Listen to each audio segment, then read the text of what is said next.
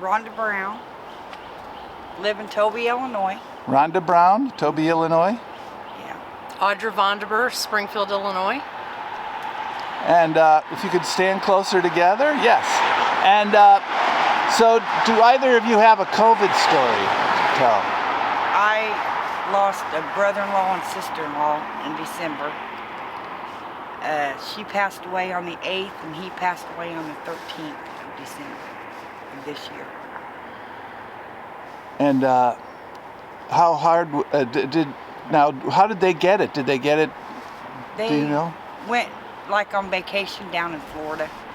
Then they started getting sick around Thanksgiving. And so did the family have did they have a funeral for them, or? They had a Virtual service for both of them. And was it hard on it was your sister? My sister-in-law, my husband's sister. And was it hard on them because, were they in the hospital? They couldn't go to see them, or? Yeah, they was in the hospital. And what happened? They got put on ventilators, and they didn't make it. Well, and your brother-in-law did get wheeled. Tell him that, about the brother-in-law got to see. Yeah. My brother-in-law did get to see his mother, and she did tell him bye. She knew she was going.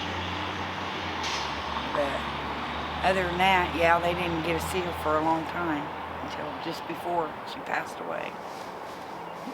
That is a particularly cruel thing about this disease, is that we can't say goodbye to each other, or many of us don't. Yeah. And we're alone at the end. Mm-hmm. But I thank the Lord she wasn't. And have you guys been tested or had vaccines?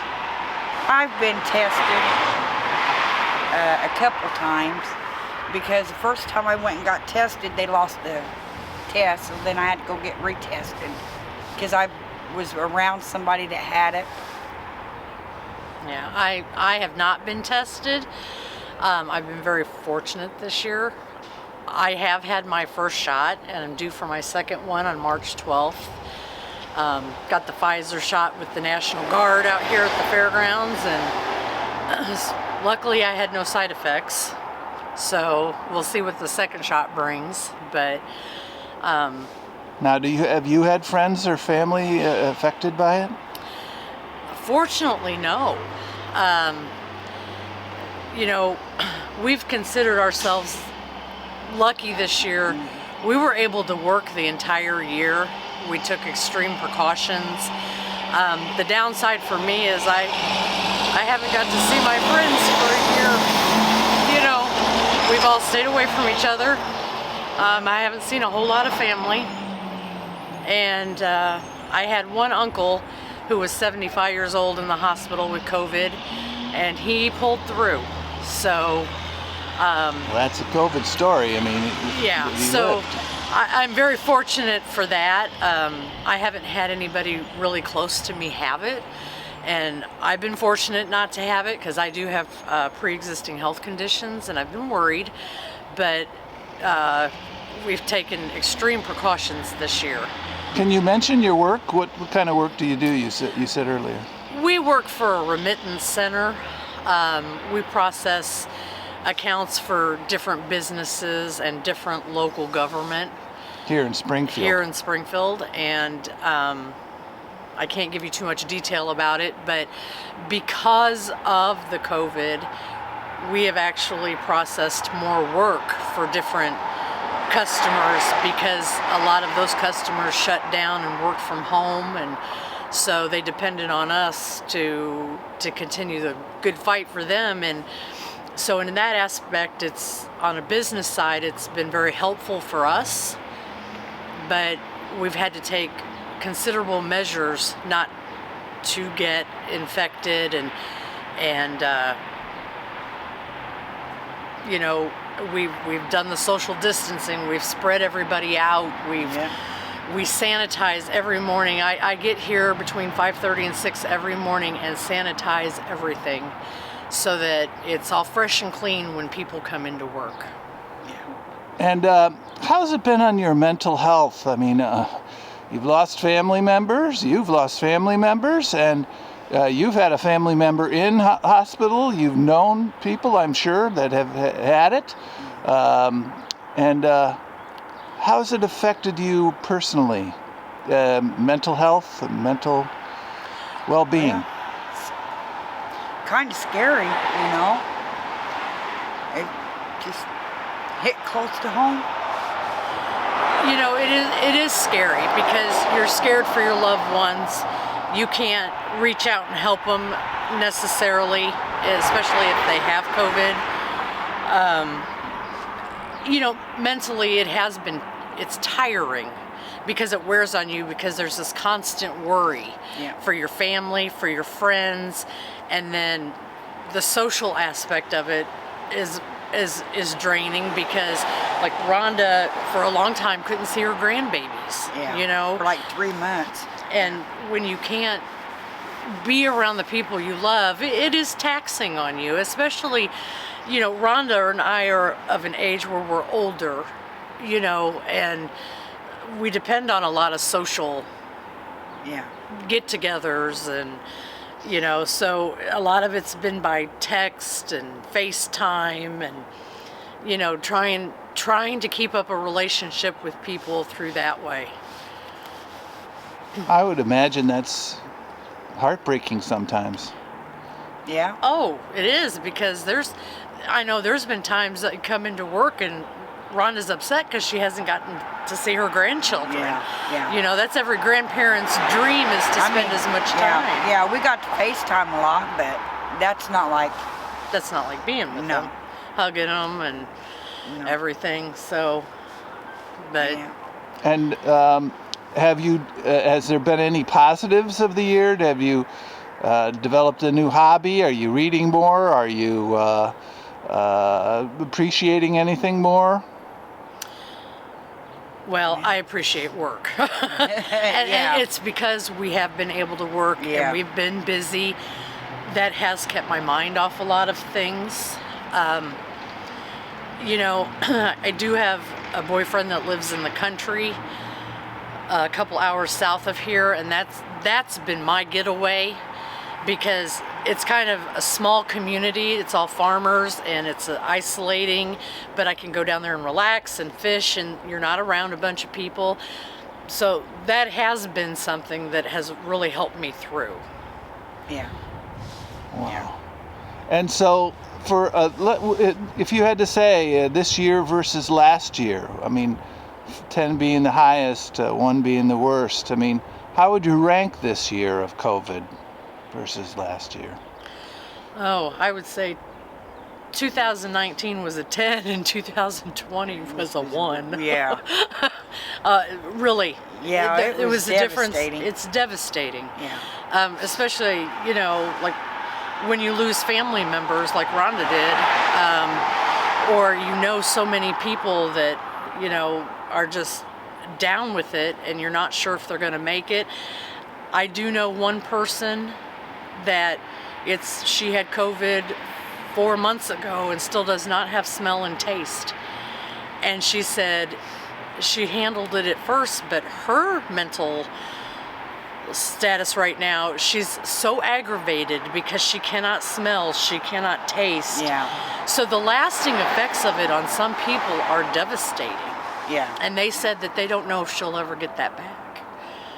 So I would say this year pretty much was at the bottom of the barrel for a lot of people. Yes. Yeah. And when I think when a lot of people are in stress, they have a hard time seeing the future. If times are black, the future looks black. Well, you how don't do you know look? if How do you look? you don't know if there's a future. Yeah. I mean, I think our future is uncertain now because it's never going to be like the past again. No, it's going to be totally different. You know, they talk about the new normal. It doesn't feel normal to us, but I don't ever see it going back the way it was. I think that it's going to stifle everybody into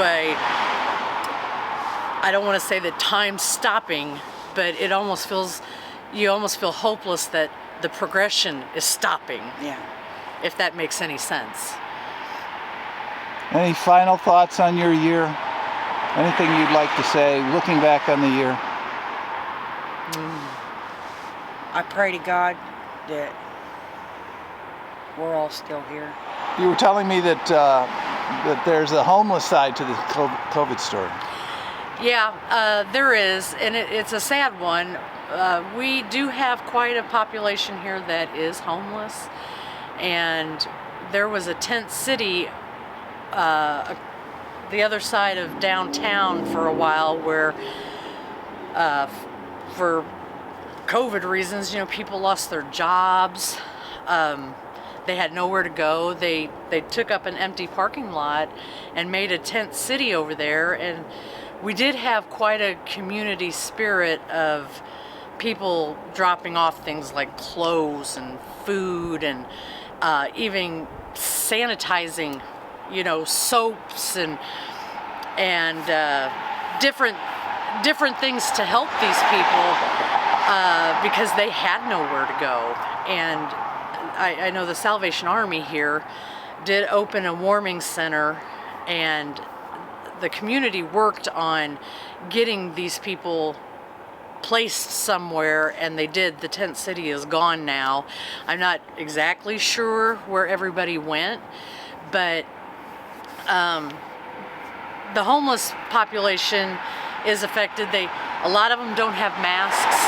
A lot of them don't have anywhere to get clean, and we've had people come and try to get into our building this winter just to keep warm, and we try to direct them to the Washington Street Mission or to the Salvation Army, because the Salvation Army was not turning people away. They did have a COVID outbreak there early on, but they haven't had anybody with COVID staying there since January. So, but the homeless population doesn't have the means. I mean, they don't have computers to sign up to go get a shot. They don't have doctors. They don't have any way to keep clean and sanitized against this virus. So I don't even know if they're in the numbers, which is be an interesting fact. I don't know how many of them, you don't know how many are walking around with it because they have no other choice or no other means. So it's a really sad aspect of the COVID that we've seen personally. We might stand out here and smoke a cigarette, but then, you see a poor guy walking by carrying a sleeping bag just to keep warm. So I'm sure that,